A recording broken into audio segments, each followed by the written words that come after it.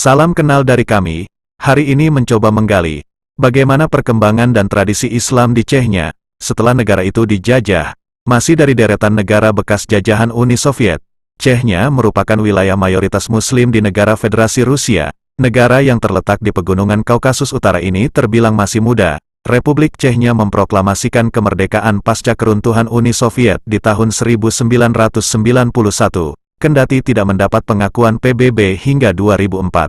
Identitas Chechnya saat ini tidak dapat dipisahkan dari konteks tradisi Islam. Amjad Jaimouka dalam The Chechens, A Handbook mengatakan, ada banyak versi masuknya Islam ke Chechnya. Versi yang paling banyak diterima menyebutkan, Islam masuk ke Chechnya dari Dagestan pada abad ke-17. Islamisasi kemudian mendapat momentum pada paruh pertama abad ke-19.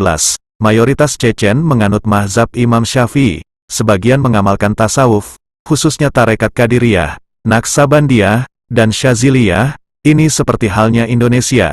Di negara ini, Islam berangkulan mesra dengan tradisi setempat. Kombinasi itu meneguhkan identitas dan semangat untuk bersatu dengan masyarakat Muslim lain di wilayah Kaukasus Utara dalam perjuangan melawan imperialisme Rusia. Hingga kini, Muslim yang tinggal di Chechnya masih menganggap kehadiran Rusia sebagai pendudukan atau kolonisasi atas tanah mereka. Pengkaji Tatar Rusia di International Institute of Advanced Islamic Studies, IAIS Malaysia, Elmira Ahmetova dalam Chechens, Long History of Struggle, menuturkan, hubungan Rusia dan Muslim di wilayah itu terjalin pelik. Muslim Chechen telah memasok banyak pasukan dalam barisan pertahanan Uni Soviet. Sepanjang serangan atas pertahanan benteng Brest saja, orang-orang Chechen membentuk sepertiga dari kekuatan lawan Soviet. Kepahlawanan yang menjadi simbol perlawanan Soviet selama Great Patriotic War. Angin berbalik menghantam kaum Muslim mendekati akhir perang. Negara-negara Muslim di kawasan itu, seperti Chechnya, Ingus, Kumyks, Karakais, Balraks, Turki Meshetian, dan Turki Crimea, dideportasi ke daerah-daerah terpencil di Asia Tengah, atas tuduhan bekerja sama dengan Nazi selama perang. Banyak dari mereka yang dideportasi tidak dapat bertahan di tengah perjalanan musim dingin, mati kelaparan, atau terkena penyakit. Akibatnya, penduduk Chechnya berkurang hampir sepertiga populasi. Geliat Muslim di wilayah Chechnya, Rusia mulai menyentuh cara berpakaian di instansi-instansi pemerintahan di negara tersebut.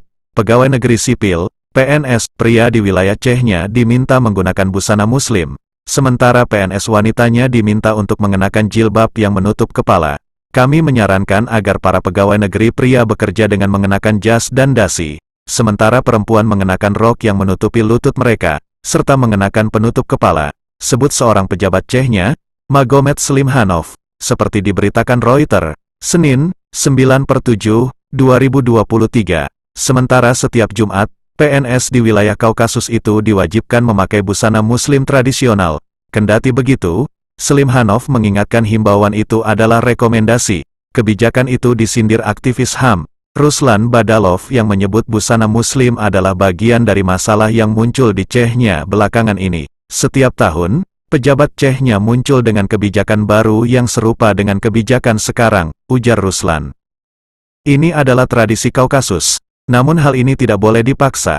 Tegasnya, Islam di wilayah pegunungan Rusia itu perlahan-lahan mulai bangkit. Karena itu, Kremlin terus memantau kebangkitan Muslim Chechnya.